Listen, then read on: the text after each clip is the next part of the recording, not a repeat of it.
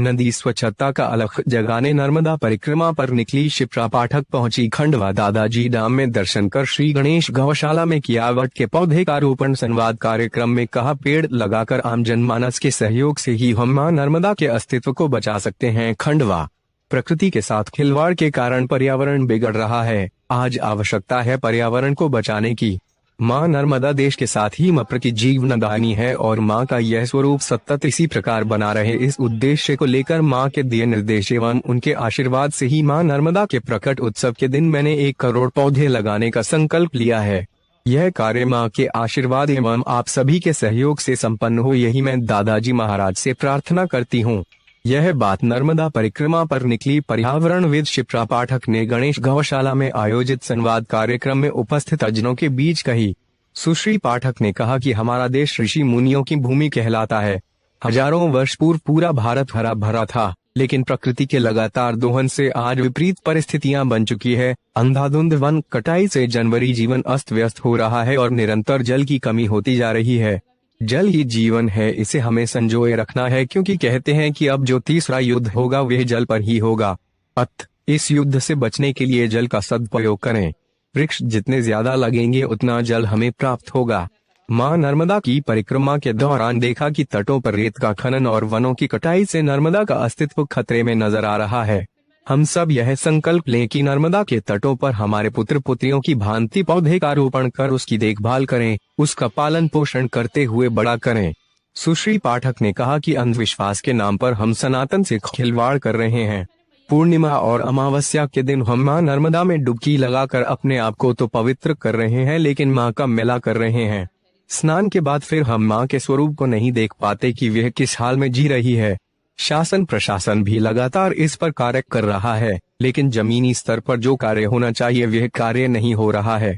आम जनमानस के सहयोग से ही हम मां नर्मदा के अस्तित्व को बचा सकते हैं। अपने लिए तो सब जीते हैं, औरों के लिए यदि हम जिए तो वही मानव धर्म कहलाता है।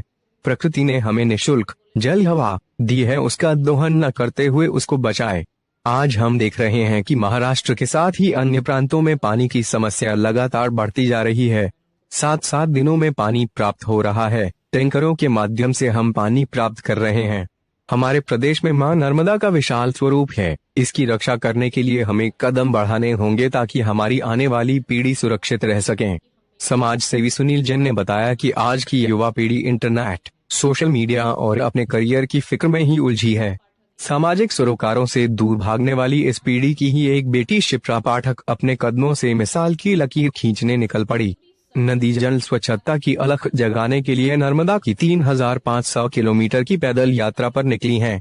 नर्मदा परिक्रमा पूर्ण करने पर नर्मदा जयंती के पावन अवसर पर दीदी शिप्रा पाठक ने मां के आशीर्वाद को निर्देश मानकर 1 करोड़ पौधे लगाने का निर्णय लिया है। यह पौधे नर्मदा तट के समीप के अलावा बाग बगीचों, घरों के आंगन, गौशालाओं व महत्वपूर्ण स्थानों पर लगाए जाएंगे। इस कार्य में 2.5 लाख पौधे लगाने का निर्णय शिप्रा पाठक के पिता डॉक्टर शैलेश पाठक ने संकल्प स्वरूप लिया है। मंगलवार को शिप्रा पाठक खंडवा पहुंची और दादाजी धूनी वाले धाम में बड़े दादाजी और छोटे दादाजी के दर्शन कर विश्व शांति, सभी के कल्याणार्थ एवं पौधारोपण का संकल्प पूर्ण हो, इस हेतु धूनी माई में आहुति भेंट कर श्री गणेश गौशाला पहुंची, जहां गौ माता की पूजा अर्चना कर गायों को गौग्रास खिलाया और गौशाला प्रांगण में अपने हाथों से वट के पौधे का रोपण किया। इसके पश्चात उपस्थित श्रद्धालुओं से पौधारोपण विषय संवाद करते हुए सभी पौधे लगाने का संकल्प दिलवाया। शिप्रा पाठक कर्म कांड के अलावा अब प्रकृति पूजन का समय है। जब वृक्षों की पूजा होती थी, जब नदियों की पूजा होती थी, जब वो सचिन तेंदुलकर जब सेंचुरी मारता है तो बल्ला ऊपर ही दिखाता है। कहीं ना कहीं वो पहला धन्यवाद ऊपर होता है। वो आकाश तत्व है, वो भूमि जो हमारा बोझ दिन भर उठाती है, उस भूमि के प्रति कोई जिम्मेदारी है हमारी। और इसको और बुरी भाषा में अगर मैं बोलूं या और कट्टर सच में बोलूं तो चिता में 2-4 पेड़ तो लेके जाओगे, 1 पेड़ लेके जाओगे तो कम से कम वो तो दे जाओ जिससे जीवित रहते। यही सोच जाओ कि वो कर्जा उतारे जा रहा है। अपने प्रति तो एक कर्तव्य बनता है। मैं आप सबसे निवेदन करती हूँ, ये 1 करोड़ की संख्या का संकल्प शिप्रा पाठक ने नहीं लिया, ये संकल्प माँ ने लिया है और आप सब संतानों के ऊपर लिया, आप सबको दिलाया।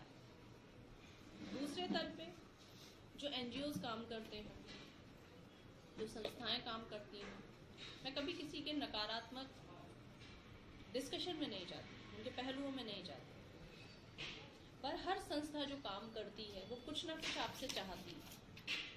मैंने ग्लोजन फाउंडेशन करके एक संस्था बनाई और ये एक ऐसी संस्था है जिसमें आपके लिए सोचा गया है। मैं नहीं कहती हूँ आप मुझे पैसे दीजिए, मैं वृक्ष लगाऊंगी। इससे अच्छी सुविधा और क्या दी जाएगी आपको कि मैया ने आपको संकल्प पढ़ाया और मैं आपसे कहती हूँ 5, 10, 20, 50, 500 वृक्ष आप अपने घर से शुरू कर दो। कोई इन्वेस्टमेंट ऐसा नहीं है जो आपको किसी दूसरी संस्था के लिए दे देना, आपको अपने ऊपर करना है। संकल्प मेरा पूर्ण होता रहेगा, हमारा पूर्ण होता रहेगा, लेकिन घर आपका हरा भरा होता रहेगा। कितने ऐसे आपके आसपास देखो, ये सेवा ही करते हैं।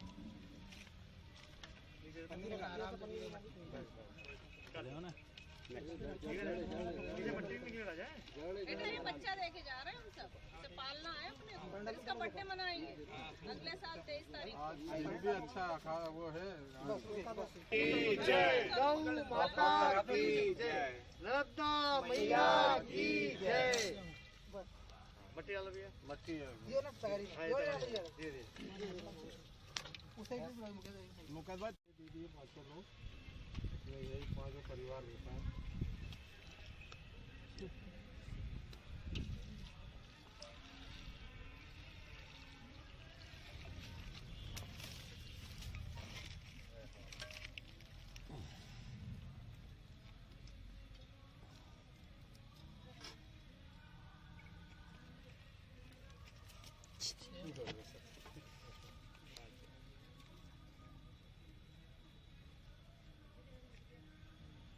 गोपाल कृष्ण भगवान की जय, नर्मदा मैया की जय, गौ माता की जय, भारत माता की जय।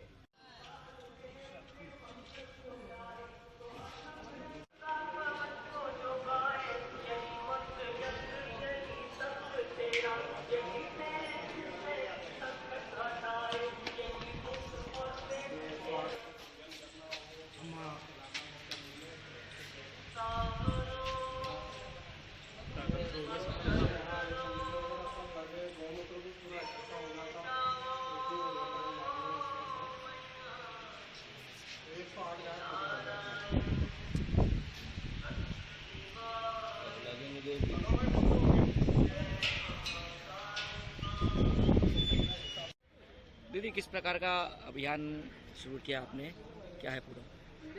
नर्मदा मेरा जीवन है और जीवन के लिए कुछ ऐसा करना जो उसे जीवन मिले, मुझे लगता है ये सबसे बड़ा कर्तव्य होता है उस प्रेम का। इसी की वजह से उनके प्रकाट्य उत्सव पे 1 करोड़ वृक्ष का संकल्प है जो मैया को साक्षी मान के और आप सबके ऊपर लिया गया है। इस यज्ञ में आप सबकी आहुति रहेगी, अच्छे से ये पूरा हो जाएगा। कहाँ लगाए जाएंगे वृक्ष?